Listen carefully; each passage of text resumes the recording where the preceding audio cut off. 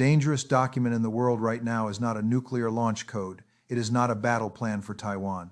It is a single sheet of paper that was signed in secret, late last night, in a back room in Berlin. While the mainstream media is distracting you with domestic politics and celebrity gossip, the German Chancellor has just done the unthinkable.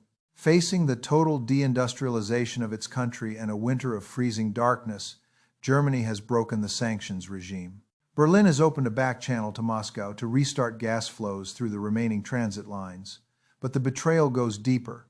Intelligence reports that have crossed my desk suggest that France was also in the room.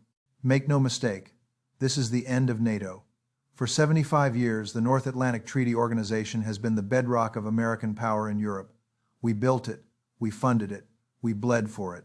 But alliances are not suicide pacts. And yesterday, the two pillars of Europe, Germany and France, decided they would rather survive as sovereign nations than die as American vassals. The United States has just lost its bridgehead in Europe, and the silence from the White House is not patience. It is the silence of panic. How did we get here? How did the most successful military alliance in history collapse overnight? It is simple realism.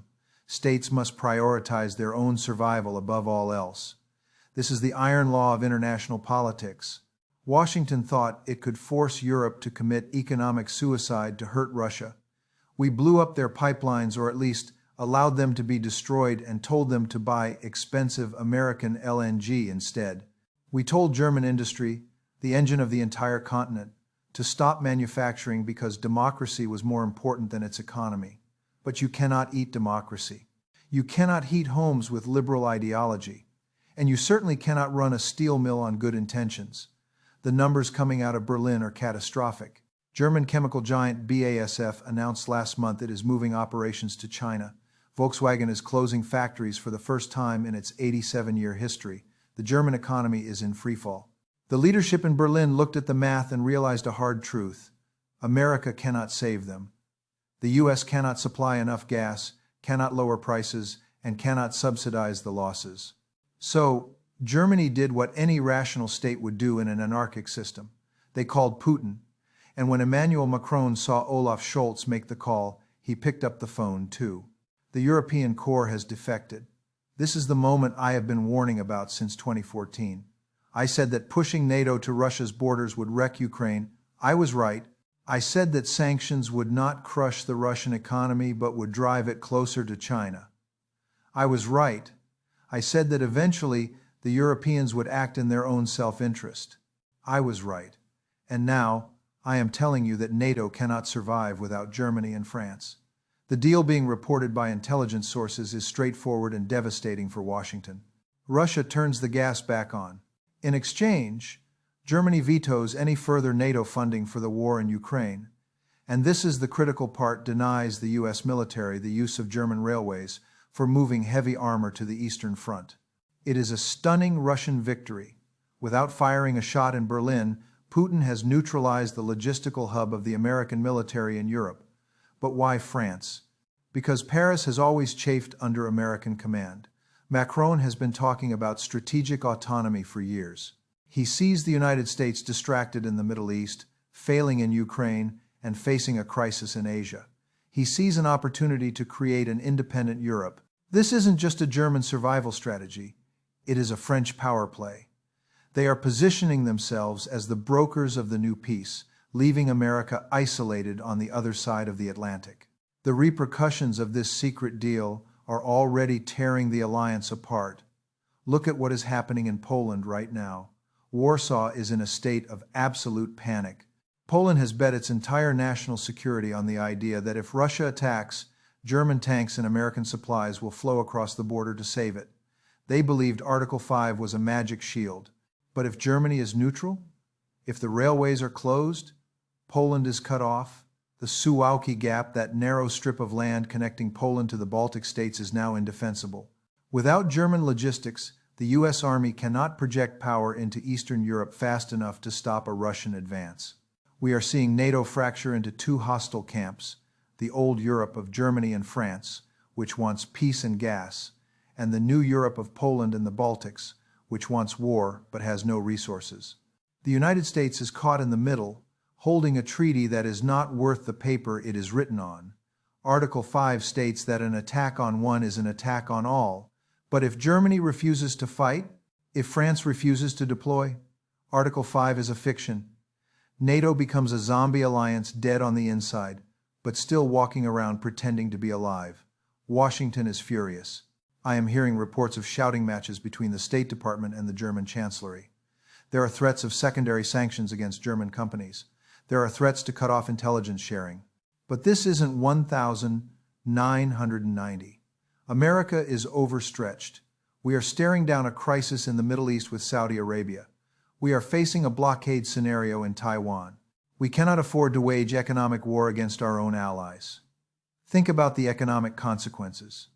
If the U.S. sanctions Deutsche Bank or Volkswagen to punish Berlin, we will destroy the euro. The euro is the second most held reserve currency in the world. If we crash the euro, we trigger a global liquidity crisis that will blow back onto Wall Street within hours. We are checkmated. Our hubris led us to believe we could dictate terms to the entire world simultaneously. We forgot that our allies have their own interests. We treated Germany like a colony, and now the colony has revolted. And because our own financial system is so profoundly intertwined with Europe's, we cannot punish them without shooting ourselves in the foot. Let's look at the map. This is what keeps Pentagon planners awake at night. The United States maintains over 40,000 troops in Germany. Ramstein Air Base is the command center for our operations in Africa and the Middle East. Landstuhl Regional Medical Center is where we treat our wounded.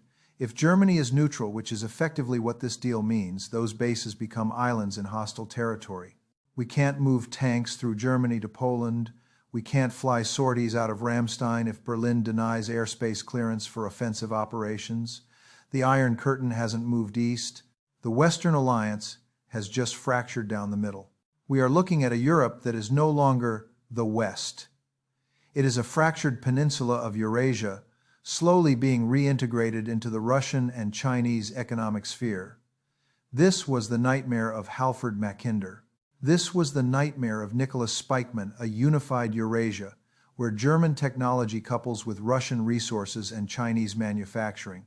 The United States spent the 20th century fighting wars to prevent this coalition from forming, and in the 21st century, through our own incompetence, we created it. This is the final failure of the liberal hegemony experiment. For 30 years, we tried to run the world. We told everyone that history had ended and that American values were universal. We thought we could use institutions like NATO and the EU to enforce our will forever. But the Germans don't care about our values right now. They care about keeping their lights on. They care about keeping their jobs. This is the harsh lesson of realism. Ideology is a luxury. Survival is a necessity. When the chips are down, nations act in their own self-interest. Germany has realized that its interest lies in cheap Russian energy and Chinese markets, not in fighting America's proxy wars. The rules-based international order was always a myth. It was a cover for American power. Now that American power is fading, the rules are being rewritten. Germany and France are rewriting them in Russian. So, where does this leave us? We are watching the rapid disintegration of the American empire. First, Saudi Arabia kicked our navy out. Now Germany and France have effectively quit NATO. The pillars are falling faster than we can prop them up. The American people need to wake up. We are being isolated. The world is forming a new order without us, not because they hate us, but because our leadership is incompetent. We have become a liability to our own allies. The NATO flag is still flying in Brussels today, but it is flying over a graveyard. The alliance is dead, and America is officially alone. I'm John Mearsheimer. The world is changing faster than you think. Subscribe and turn on notifications, because the next crisis isn't months away, it is days away.